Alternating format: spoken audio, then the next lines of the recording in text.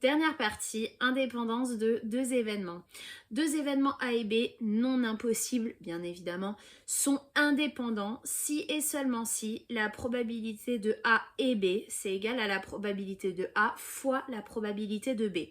Pour rappel, on a vu dans la partie précédente que la probabilité de A et B, c'était égal à la probabilité de A fois la probabilité de B, sachant A. Autrement dit, si je compare ces deux formules, je me rends compte pour que ce soit indépendant, il faut que ce facteur-là soit le même que ce facteur-là, pour que ce soit indépendant.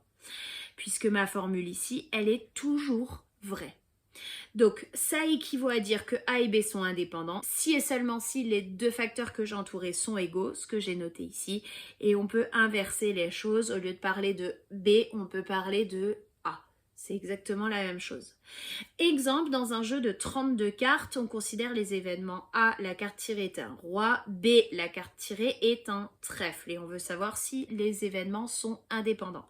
Donc je rappelle que dans un jeu de 32 cartes, on a 4 possibilités. Soit c'est cœur, soit c'est trèfle, soit c'est pique, soit c'est carreau.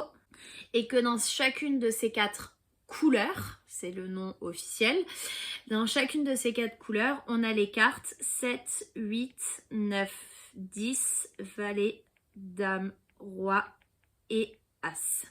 Juste pour être sûr que tout le monde ait en tête ce que c'est un jeu de 32 cartes. On veut savoir si A et B sont indépendants. Donc, soit j'utilise la définition, soit j'utilise l'équivalence qui est ici, qui va être beaucoup plus rapide. Donc, je vais utiliser l'équivalence ici. Je vais calculer la probabilité de l'événement B, sachant A. Autrement dit, combien j'ai de chances de tirer un trèfle si j'ai un roi. Donc, j'imagine que j'ai les 4 rois en main et je tire une carte au hasard. Combien de chances j'ai d'avoir un trèfle? Il y a un roi de pique, un roi de cœur, un roi de carreau et un roi de trèfle. J'ai donc une chance sur 4 d'avoir un roi de trèfle. Et je veux maintenant savoir la probabilité d'avoir un trèfle. J'ai 4 familles identiques.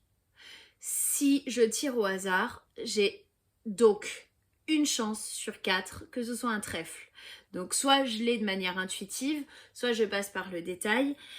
Je veux savoir la probabilité d'avoir un trèfle. En tout, il y a 32 cartes.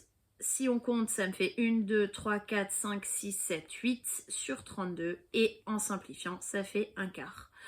On voit que les deux sont égales. Autrement dit, A et B sont indépendants. Voilà pour cette dernière partie. Encore une fois, prenez le temps de vraiment bien comprendre la logique du vocabulaire et de la condition pour bien la retenir et pouvoir l'appliquer facilement dans les exercices. Après, c'est pas une question qu'on croise souvent du tout. Je l'ai pas vu beaucoup dans les sujets de BTS. Donc ça devrait vous rassurer.